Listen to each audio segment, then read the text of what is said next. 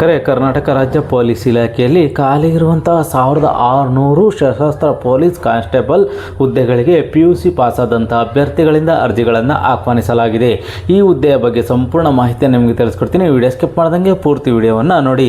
ವೀಕ್ಷಕರೇ, ಕರ್ನಾಟಕ ರಾಜ್ಯ ಪೊಲೀಸ್ ಇಲಾಖೆಯಲ್ಲಿ ಖಾಲಿ ಇರುವಂತಹ ಮಿಕ್ಕುಳಿಂದ ವೃಂದದಲ್ಲಿ 1421 ಹುದ್ದೆಗಳು ಹಾಗೂ ಸ್ಥಳೀಯ ವೃಂದದಲ್ಲಿ ಖಾಲಿ ಇರುವಂತಹ 179 ಹುದ್ದೆಗಳಿಗೆ ಅರ್ಜಿಯನ್ನು ಕರೆದಿದ್ದಾರೆ.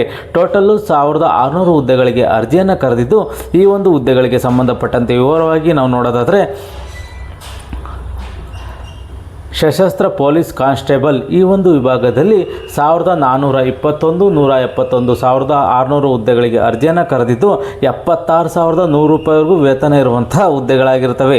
ಈ ಒಂದು ಹುದ್ದೆಗಳಿಗೆ PUC ಪಾಸಾದಂತಹ ಅಭ್ಯರ್ಥಿಗಳು ಅರ್ಜಿಯನ್ನು ಸಲ್ಲಿಸಬಹುದಾಗಿರುತ್ತದೆ. ಅದೇ ರೀತಿ ಒಂದು ಹುದ್ದೆಗಳಿಗೆ ಸಂಬಂಧಪಟ್ಟಂತೆ ನಿಮಗೆ ಅರ್ಜಿಯನ್ನು ಸಲ್ಲಿಸಲಿಕ್ಕೆ ವಯೋಮಿತಿ ಏನಿರಬೇಕು ಅಂತೇಳಿ ನಾವು ನೋಡಿದ್ರೆ, ಸಾಮಾನ್ಯ ಅರ್ಹತೆ ಅಭ್ಯರ್ಥಿಗಳು, ಸಾಮಾನ್ಯ ವರ್ಗದ ಅಭ್ಯರ್ಥಿಗಳಾಗಿರ್ತಾರೆ, ಅವರು 33 ವರ್ಷದೊಳಗಡೆ ಇರೋರು ಅರ್ಜಿಯನ್ನು ಸಲ್ಲಿಸಬಹುದಾಗಿದ್ದು, ಪರಿಷ್ಠ ಜಾತಿ, ಪರಿಷ್ಠ ಪಂಗಡ, ಪ್ರವರ್ಗ 1, ಪ್ರವರ್ಗ 2A, 2B, 3A, 3Bಗೆ ಸೇರಿದ ಅಭ್ಯರ್ಥಿಗಳು 35 ವರ್ಷದೊಳಗಡೆ ಇರೋರು ಅರ್ಜಿಯನ್ನು ಸಲ್ಲಿಸಬಹುದಾಗಿರುತ್ತದೆ. ಅದೇ ರೀತಿ ಕರ್ನಾಟಕ ಅರಣ್ಯ ಪ್ರದೇಶದಲ್ಲಿ ವಾಸಿಸುತ್ತಿರುವ ಬುಡಕಟ್ಟು ಅಭ್ಯರ್ಥಿಗಳಿಗೆ 38 ವರ್ಷದೊಳಗಡೆ ಇರೋರು ಅರ್ಜಿಯನ್ನು ಸಲ್ಲಿಸುವ ಅವಕಾಶವನ್ನು ಮಾಡಿಕೊಟ್ಟಿದ್ದಾರೆ.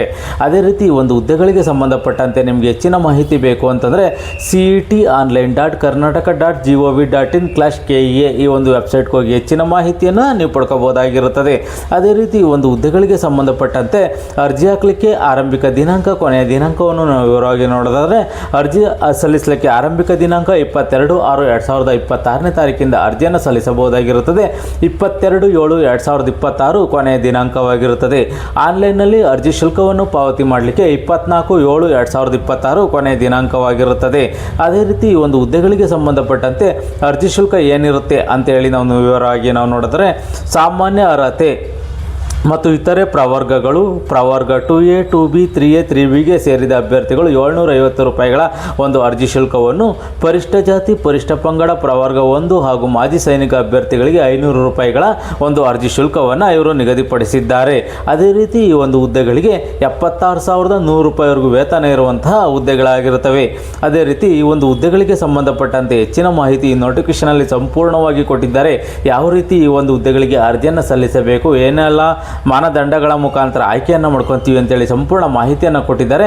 ಈ ಒಂದು ನೋಟಿಫಿಕೇಶನನ್ನು ಸಂಪೂರ್ಣವಾಗಿ ಓದಿ ನಿಮಗೆ ಇದು ಸೂಕ್ತ ಅನಿಸಿದ್ರೆ ಮಾತ್ರ ಈ ಹುದ್ದೆಗಳಿಗೆ ಅರ್ಜಿಯನ್ನು ಸಲ್ಲಿಸಿ. ಅರ್ಜಿ ಸಲ್ಲಿಸಲಿಕ್ಕೆ ಕೊನೆಯ ದಿನಾಂಕವರೆಗೂ ಕಾಯಕೋಗ್ಬಿಡಿ, ಮುಂಚಿತವಾಗಿ ಅರ್ಜಿಯನ್ನು ಸಲ್ಲಿಸಿ.